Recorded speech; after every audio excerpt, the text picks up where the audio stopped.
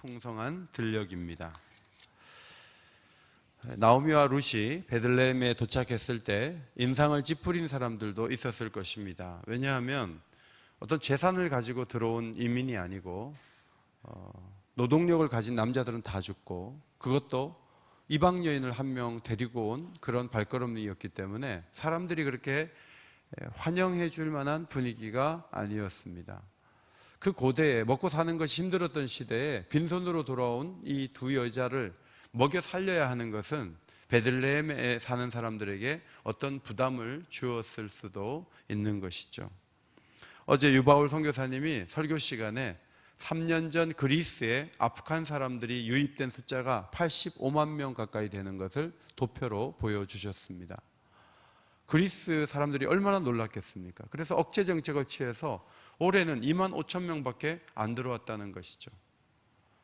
누군가 이렇게 밀고 들어오면 우리 것을 나눠야 되기 때문에 어느 공동체든 긴장을 하게 되고 부담스러워하는 것은 피할 수 없는 것입니다. 지난 24년 동안 우리 한국에 난민 신청을 한 사람이 3만 명 정도 된다고 합니다. 3만 명 중에 비자를 얻어서 한국에서 살아갈 수 있도록 문을 열어준 사람은 3%도 안 돼요. 754명. 인구가 이렇게 적고 인구가 줄어가고 있어도 외국에서 누군가 와서 대한민국 국민이 되겠다 하면 우리는 다 들어오면 안 된다는 거죠. 우리가 이때까지 경제 성장시키고 이렇게 쌓아놨는데 남 좋은 일 할 수 없다는 거죠. 트럼프 대통령도 그런 생각을 가지고 밀려 들어오는 사람들을 막겠다 했을 때 많은 미국인들이 환호했던 것을 우리가 볼 수가 있습니다. 나오미나 룻도 난민 수준의 사람들이었죠. 베들레헴에서 두 사람을 경계할 수 있었는데, 부담을 느낄 수 있었는데, 여러분 오늘 본문 말씀을 가만히 보면 전혀 그렇지 않죠. 이 사람들을 환대하고 사랑으로 대하고 먹을 것을 주고 그렇게 베푸는 아름다운 이 들녘, 이것이 바로 은혜가 풍성한 들녘이 아닌가. 이 들녘의 넉넉함과 친절함과 작은 자에게 잘해주는 이 모습은 교회를 세우시려는 하나님의 구상이고, 이 들녘과 같은 교회를 이루는 것이 하나님의 마음이고, 모든 공간이 그렇게 완벽한 은혜의 넉넉한 들녘을 만드시는 것이 천국이 아니겠습니까? 그래서 우리는 이 들녘을 보면서 누가 누구에게 잘해줬구나, 그것에 그치는 것이 아니고 교회를 꿈꾸고 천국을 꿈꾸게 되는 것이죠. 첫째로 룻이 먼저 나오미에게 허락을 받아 밭으로 나가는 모습을 볼 수가 있습니다. 룻은 나오미에게 자신의 원함을 전했죠. 제가 이제 밭으로 가려고 해요. 어머니, 가 나가면 누가 아는 사람이 없으니까 누구에게 은혜를 입으면 제가 밭에서 이삭을 주워올 겁니다. 이렇게 막연하지만 허락을 받고자 하는 이야기를 건네게 되었습니다. 어느 밭으로 가야 될지 몰라요. 어떤 주인을 만날지 몰라요. 그런데 누군가 도와주면은 자기가 이삭을 주워 오겠다고 이야기를 하면서 나가기를 허락해 달라는 며느리의 이야기를 우리는 듣게 됩니다. 우리가 룻이라면, 어머니, 옛날에 여기 사셨으니까 친척이 있잖아요. 친척. 어머니 가까운 친척은 누구예요? 그 밭을 좀 알려주세요. 제가 나가서 죽기는 하겠지만 쫓겨나면 어떻게 합니까? 어머니께서 좀 아는 사람 있으면 연결 좀 해주세요. 그러면 제가 좀 나갈게요. 이렇게 얘기하지 않았죠? 어머니도 지금 연세가 있지만 혼자도 어떻게 다 주워요? 어머니 같이 가면 좋겠어요. 같이 따라 나서세요. 어머니 안 가면 저도 안 가요. 같이 굶어 죽는 거예요. 이렇게 말할 수도 있지만 그렇게 말하지 않았습니다. 어머니, 정말 부끄러워요. 내가 여기 와가지고 이삭 죽기 할지 몰랐어요. 이거 완전히 내 인생이 뭐예요, 어머니? 이삭 주워서 산다는 얘기를 왜 안 하셨어요? 오르막 돌아갈 때 나도 돌아가 버릴 걸 하면서 어머니를 위협하지도 않았습니다. 어머니, 제가 밭에 나가겠는데 누군가에게 은혜를 입으면 이삭을 주울 거예요. 이렇게 이야기하면서 정중하게 허락을 구했습니다.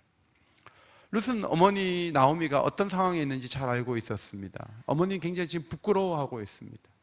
남편도 없이 자식도 없이 그냥 돌아온 자신의 모습에 대해서 부끄러워해서 누구에게 한번 말을 걸기도 어려운 것을 잘 알고 있었기 때문에 어머니 일을 그렇게 쥐어짜가지고 뭔가를 얻으려고 하지 않았습니다. 또 어머니를 완전히 무시하지도 않았어요. 기력도 없으시고 이삭 줍는 걸 어머니한테 못하려 이게 내가 그냥 혼자 나가서 아무 때나 주워오면 되지 이렇게 하지도 않았습니다. 생계를 잇기 위해 뛰어다녀야 되고 땀을 흘려야 되는 상황은 굉장히 심각한 그런 상황이었습니다. 어머니와 함께 비참해하고 괜히 왔다고 말하고 그렇게 하지 않았습니다. 생계 일선으로 나아가겠다고 말하면서 누군가에게 은혜를 입으면 그 밭에서 이삭을 주워오겠다고 어머니에게 이야기를 했습니다. 어머니에게 부담을 주지 않았죠. 룻의 이야기를 들으면 누군가 돕는 이들이 금방 나타날 것만 같습니다. 어머니는 얘기합니다. 내 딸아 갈지어다.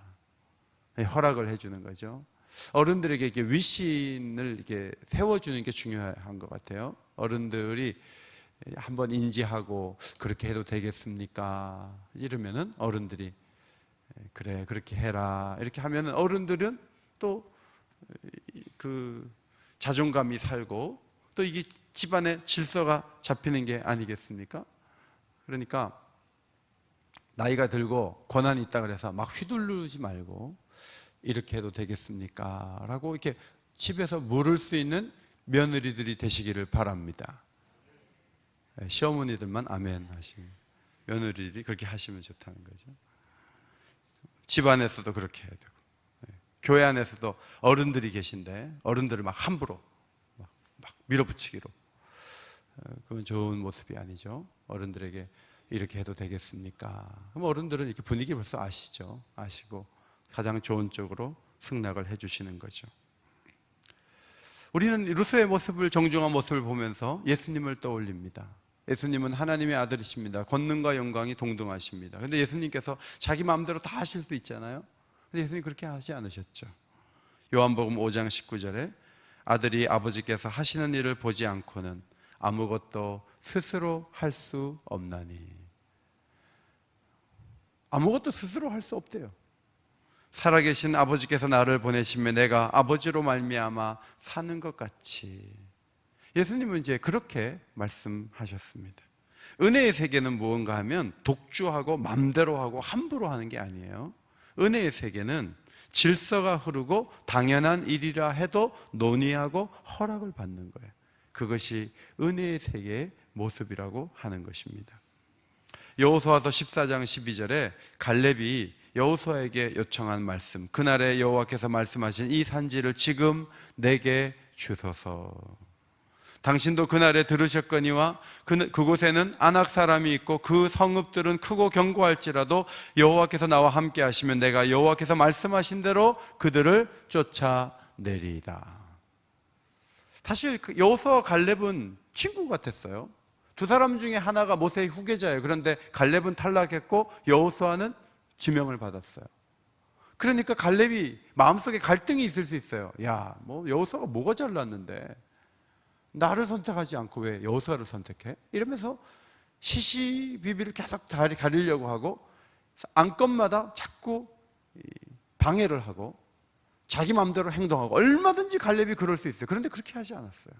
갈렙이 여호수아가 최고의 책임자라는 걸 인정하고 여호수아에게 이 산지를 내게 주셨어요. 그날에 하나님께서 주신다고 말씀하셨습니다. 믿음을 가지고 쫓아낼 수 있습니다. 이렇게 두 사람의 그 질서 속에서 움직이는 과정이 중요한 거지, 헤브론을 쳐가지고 함락시킨 것은 아주 간단하게 처리가 되는 거예요. 성경 안에서는 중요한 거는 그러는 거라는 거죠. 신앙이 좋은 게 뭐예요? 논의할 것을 논의하고 의논할 것을 의논하고 허락을 받을 것을 허락을 받고 내 마음대로 할 건데 누가 나한테 뭐라 그래? 여러분, 그것은 좋은 신앙이 아닌 것입니다. 모든 부분에 교회 안에 질서가 있고 가정 안에 질서가 있는데 그 질서 속에서 사람들을 존중하고 허락을 받고 이야기를 나누고 합의될 때까지 기다리고, 이것이 은혜가 흐르는 들녘으로 나가는 룻의 모습이었다고 하는 것이죠. 룻의 마음속에는 돕는 자가 없으면 어떻게 하지? 내가 나가서 사람들이 멸시하면 어떡하지? 이런 가능성을 염두에 두지 않죠. 하나님께서 정말 돕는 자를 붙여주실 것 같은 그런 모습으로 그냥 앉아서 굶어 죽을 때까지 어머니의 눈만 보지 않고 생계의 전선으로 나가고자 하는, 하나님을 기대하면 가벼울 수도 있고 얼마든지 도전할 수 있지 않습니까? 여러분, 새해의 문을 열 때 답답한 마음으로 열심히 하시고, 누군가 도울 거야, 누군가 은혜를 베풀 거야, 하나님이 거두시게 할 거야, 아멘을 안 하시는 거 봐요. 새해가 되면 누군가 도울 거야, 은혜를 주실 거야, 누군가 좋은 사람을 만날 거야, 노년에 우리 딸도 이제 누군가 만날 거야. 아멘 안 하십니까? 그렇게 해가지고 계속 이게 기대를 하면서 앞으로 나가면, 도전하면 하나님 문을 여시는 거죠. 안 될 거야, 망할 거야, 더 늙을 거야, 더 꼬꾸라질 거야. 여러분, 그렇게 하면 안 돼요. 믿음을 가지고 은혜를 베푸실 하나님을 바라보면서 큰 걸음을 내딛는 성도들이 되시기를 주의 이름으로 축원합니다.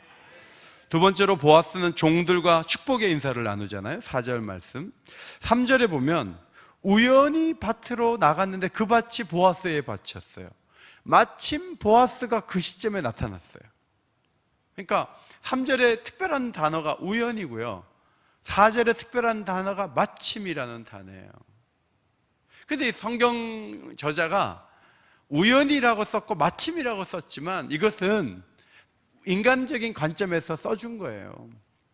우연히 나갔는데 보아스 밭이 아니고 하나님이 인도하신 거예요. 마침 보아스가 그때 나온 게 그냥 어쩌다가 나온 게 아니고 하나님이 그 타이밍에 룻을 보도록 하나님이 이끄신 줄 믿습니다. 보아스에겐 밭이 많았거든요. 그래서 하나님께서 이 두 사람을 이렇게 만나도록 섭리하시는 것을 우리가 볼 수가 있는데, 이 우연히와 마침, 이것이 참 놀라운 것이죠. 옛날에 이제 여자 두 분이 방을 구하는데, 옛날에는 부동산 중개소 이런 게 잘 없고 이렇게 방 새 놓습니다 하고 문 앞에다 붙여놨거든요. 그걸 보고 여기 방 구해요 이렇게 물었어요. 우연히 문이 열려있는 집이 있어서. 했더니 안에서 네 들어오세요 해서 그 집 가서 계약을 한 거예요. 계약을 했는데 마침 그 집주인 그 동생인가 아는 사람을 소개를 해준 거예요. 그래서 그 두 여자 중에 동생하고 이렇게 중매를 했는데 만나보니까 신앙이 너무 좋은 거예요. 그래가지고 결혼을 했어요. 결혼을 해가지고 지금 50년째 잘 살고 있어요. 그분이 누구냐면 우리 이모하고 이모부예요. 여러분, 우연히 문이 조금 열린 게 아니고요, 하나님이 약간 열어놓게 하신 거예요. 마침 총각이 소개한 게 아니고요, 하나님의 섭리 중에 연결한 거예요. 그리고 가정을 이룬 거죠. 여러분, 내년에도 좋은 일들이 많을 텐데 우연히 되는 것 같고 마침 되는 것 같지만 그 뒤에 하나님이 계신 것을 믿으시기 바랍니다.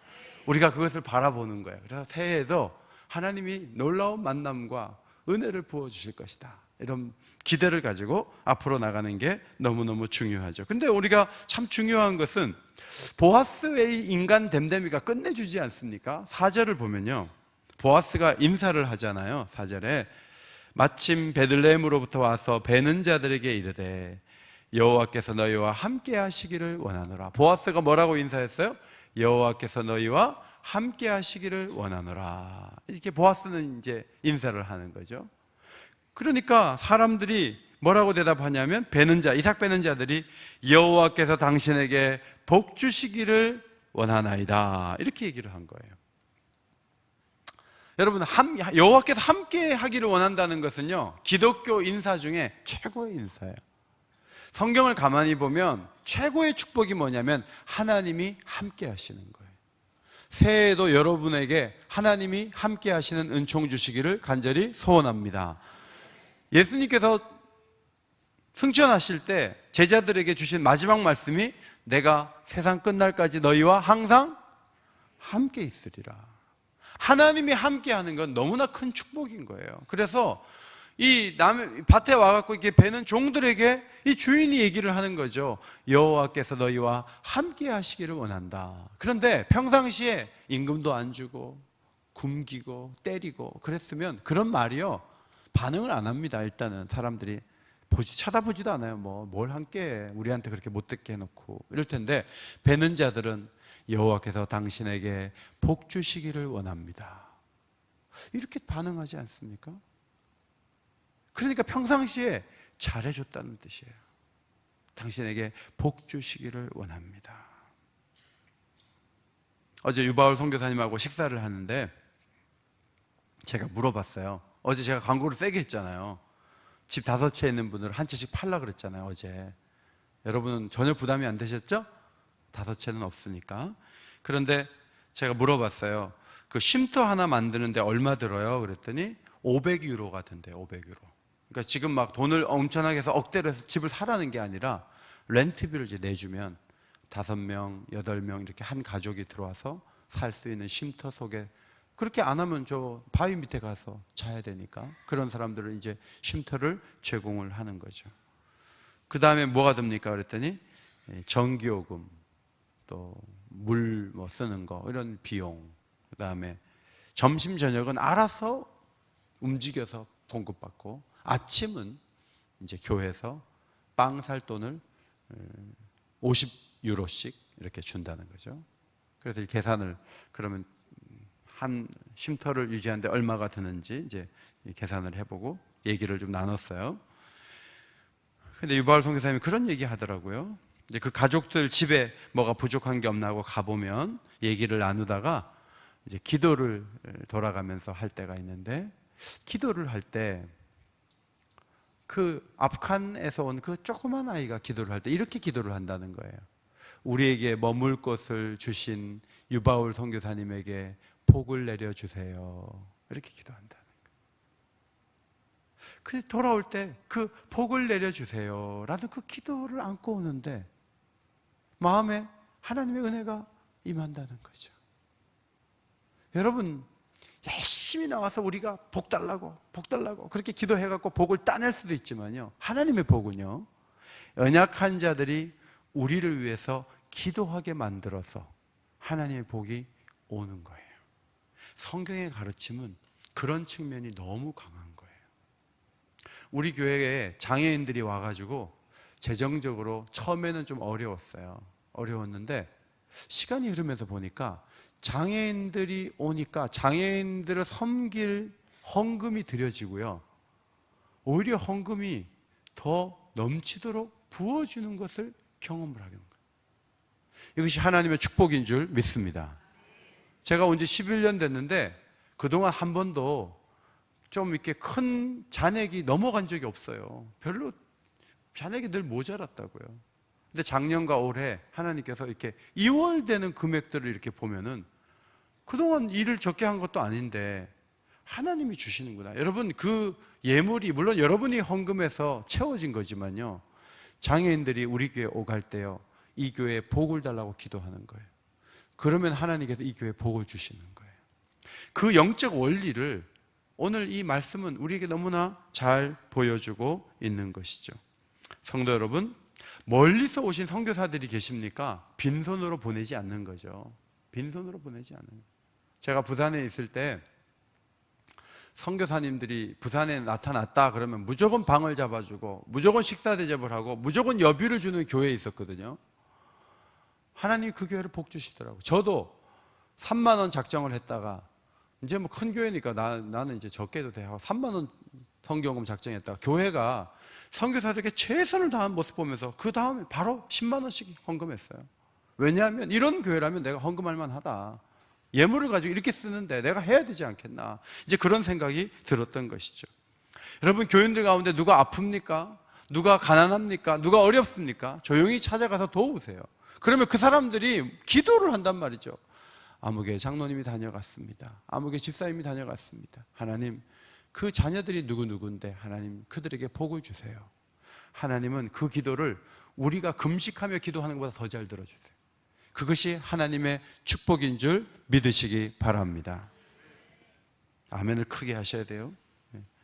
세 번째, 보아스는 지극히 작은 자 하나에게 관심을 기울이고 긍휼을 베풀었습니다. 보아스의 눈에 룻이 들어왔죠.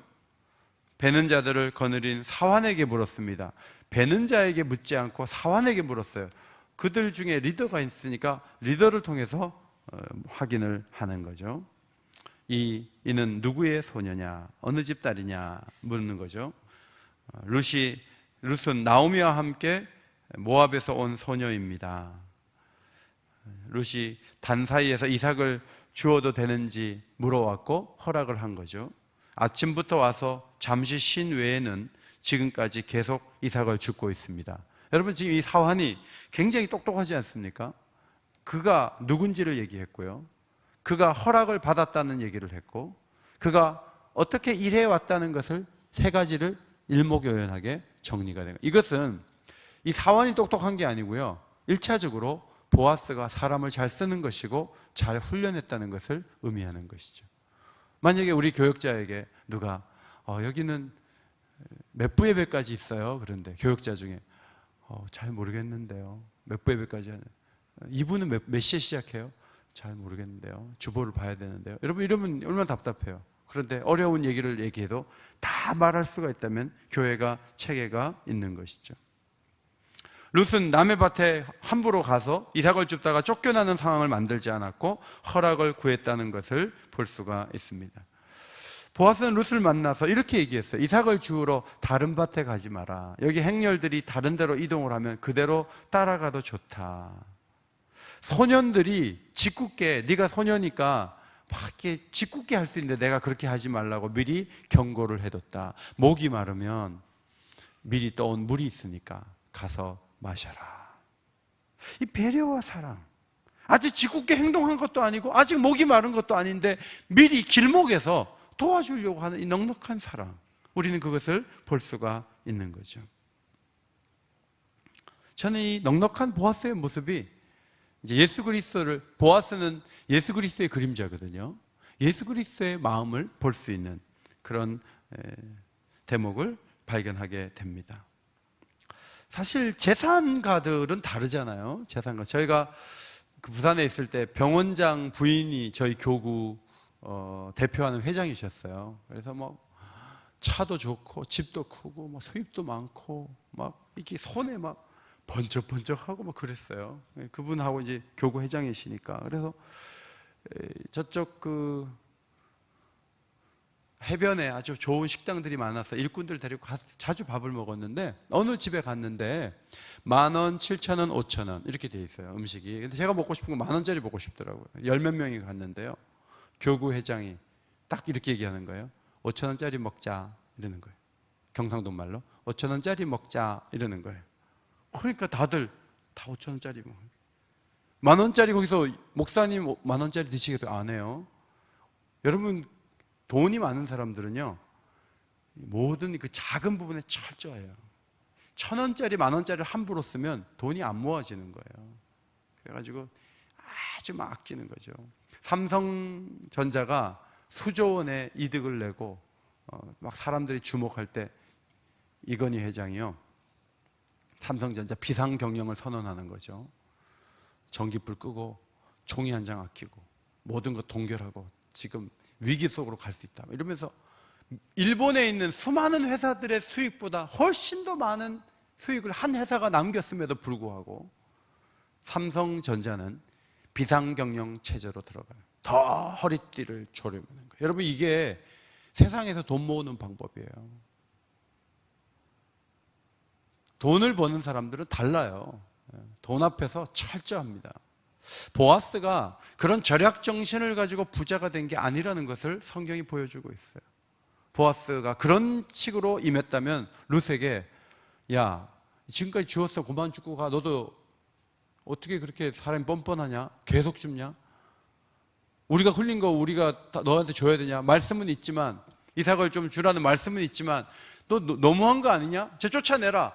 여러분, 이렇게 해갖고 부자가 되는 게 아니라는 거예요. 율법에 말한 대로 다 베지 마라. 그 다음에 떨어진 거 줍지 마라. 그 말씀 그대로 하면서 주울 수 있도록 하고, 줍는 것만이 아니라 소년들을 막아주고, 그리고 목마르면 마실 수 있도록, 물을 먹을 수 있도록 그렇게 도와주는 거죠. 이게 굉장히 훌륭한 거예요. 우리 교회는 경찰들이 주변에 좀 많고 화장실 이용을 하고 시위할 때는 여기 뭐 화장실이 참 어려웠어요. 관리 집사님 참 고생 많이 하셨어요. 이거 다 뭐 정리하고 얼마나 어려워요. 그런데 뭐 교회가 화장실이 어딥니까? 은행 가세요. 왜 안 돼요? 여러분 만약 그렇게 했다고 봐요. 그러면 그 대우를 받은 경찰은 얼마나 화가 나겠어요. 교회에 와서 누군가 물어보고 안내를 요원할 때는 겸손한 마음으로 이야기를 해주고 도와주고 권위적으로 하지 말고 오래 다니신 분들이 금방 온 새가족들에 대해서 허리를 굽히고 상냥하게 하고 웃고 도와주고 이제 그것이 교회의 모습이 되어야 한다는 것을 우리는 발견하게 되죠. 마태복음 25장 40절 말씀 앞에 보시고 같이 읽겠습니다. 시작. 내가 진실로 진실로 너희에게 이르노니 너희가 여기 내 형제 중에 지극히 작은 자 하나에게 한 것이 곧 내게 한 것이니라 하시고, 예수님께서 비유를 들었어요. 임금에게 양과 염소로 딱 나뉘어지는데 양쪽에 있는 오른쪽에 있는 사람들, 그 사람들은 막 이제 환영을 받고 축복을 받는 거예요. 칭찬을 받고. 왜 칭찬을 받는가 하면 목마른 자에게 물을 마시게 했고 나그네 된 자를 영접하고 헐벗은 자에게 옷을 입히고 병든 자를 돌보고 옥에 갇힌 자를 찾아봤는데 나한테 그렇게 했다고 그랬어요. 그러니까 사람들이 언제 우리가 임금에게 했습니까? 그러니까 임금이 얘기하는 거예요. 지극히 작은 자 하나에게 한 것이 곧 내게 한 것이니라. 오늘 보아스가 신앙이 좋은 게 뭐죠? 보아스가 신앙이 좋다는 거는요, 룻에게 잘해주는 걸 보니까 신앙이 좋은 거예요. 이것을 그대로 적용을 하면 오늘 교회 가운데 연약한 사람들의 손을 잡아주는 사람이 하나님을 대접하는 사람이고 하나님께 칭찬받을 사람이에요. 이 연말에 우리가 내게 복을 달라고 목소리를 높이면서 기도를 아무리 해도 연약한 사람들을 함부로 하고 비인격적으로 대하고 그렇게 하면 하나님께서 그 모습을 보고 복을 주지 않으세요. 근데 연약한 사람들을 따뜻하게 하고 사랑으로 대하고 그들에게 좀 잘해주려고 애쓰고 그러면요, 하나님께서 그 모습을 보고 내게 한 것이니라 인정하시고 축복해 주실 줄 믿습니다. 그것이 하나님의 축복이에요. 어제도 이제 식사를 이렇게 하는데 예찬이가 40일 그 아테네에 가서 난민 사역하고 왔거든요. 이제 딴 교회 부임을 해가지고 막 부랴부랴 식당으로 왔어요. 그래가지고 우리가 막 넷이서 막 얘기하고 예찬이 꺼다는 보리자처럼 가만히 앉아있고 계속 막 우리 넷이서 얘기하고 예찬이 가만히 있고 그랬어요. 그런데 어느 타이밍에 유바울 선교사님이 예찬아 오늘 첫 부임했다고 하는데 그 교회는 어땠니? 이렇게 물어보시는 거예요. 그래서 제가 차 타고 오면서 선교사님께 선교사님 우리 얘기가 한참 얘기되는데 저쪽은 어땠을까 하고 질문했을 때 제가 선교사님의 인격에 대해서 느낄 수가 있었습니다. 제가 이렇게 보면 교회 오래 다니는 거 좋아요. 신앙 좋아요. 뭐 다 좋아요. 그런데 대화를 할 때 보면요, 그쪽은 어땠어요? 그쪽은 힘들지 않았어요? 그쪽 의견은 어떠세요? 이 말 한마디를 안 하고 계속 신방을 가서 1시간 반 동안 자기 얘기만 하는 거예요. 내가 막 그만했으면 좋겠는데 1시간 반 됐는데 계속 말씀하시네. 힘든데 다음에도 신방 가라 그러면 제가 막 중무장을 하고 가야 되는 거죠. 이제 힘드니까. 여러분, 그것은 인격적인 게 아니에요. 작은 자 하나를 보살피고 어린아이 하나의 머리를 쓰다듬어주고 낯선 사람이 오면 손을 잡아주고 장애인들 그렇게 많은데 인사 한 번을 하지 않고 손을 한 번 잡아주지도 않고 수고하는 분들에게 말 한마디 건네지 않고, 여러분 그리고 나서 모여가지고 복을 달라고 막 기도하면 하나님 보시기에 우습다는 거예요. 하나님은 그런 공동체를 원하지 않으시기 때문에 그런 거죠. 북한 땅이 어려워도 뭘 해도 안 되는 것은 존중과 축복하는 마음과 작은 자 하나에게 잘 대해주려는 분위기가 잡혀있지 않기 때문에 그래요. 고모부도 끌어내갖고 총살시켜버려요. 여러분, 그 땅은 뭘 심어도 안 되는 거예요. 절대로 안 되는 거예요. 하나님은 그런 사회에 복을 주지 않았어요. 작은 자를 사랑하고 배려하고 존중하고. 이 진보 정권에 대해서 보수 쪽의 사람들은 막 비난만 하지만 진보 정권이 잘하는 것 중에 하나는요, 작은 자들을 배려하는 거예요. 보수 정권은 그게 너무 약해요. 4대강 사업은 크게 하고 뭐 다니지도 않는 아라라 100기를 만드는데 가난한 사람들 뭘 따뜻하게 해줄 계획은 안 세운단 말이죠. 여러분, 그렇게 하면은 진정한 복이 오겠어요?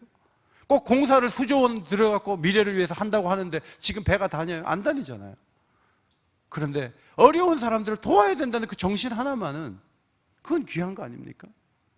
교회가 무엇입니까? 교회는 그 정신을 행동으로 옮기는 공동체예요. 누가 어렵다 하면 움직이는 거예요. 연약한 자가 보이면 그를 붙들어 주는 거예요. 세워주는 거예요. 그것이 하나님께서 복을 주실 모습이라는 것이죠. 굳은 일을 하러 가지만 허락을 받으려는 며느리. 여호와께서 너희와 함께 하시기를 원하노라 이렇게 이야기를 하면 저쪽에서 당신에게 여호와께서 복 주시기를 원하나이다 라는 소리가 들려오는 그 들녘, 지극히 작은 자 하나인 루스의 마음속에 부끄러움을 없애고 따뜻한 마음으로 이삭을 주어 가도록 하려고 하는 보아스의 따뜻한 심성, 이것은 교회의 모습을 보여주려는 하나님의 아름다운 계획이었죠. 오늘도 이런 교회를 이루게 해달라고 기도하시고 이런 따뜻한 마음으로 승리할 수 있도록 은혜 달라고 간절히 구할 수 있는 복된 새벽이 되시기를 주의 이름으로 축원합니다. 축원합니다.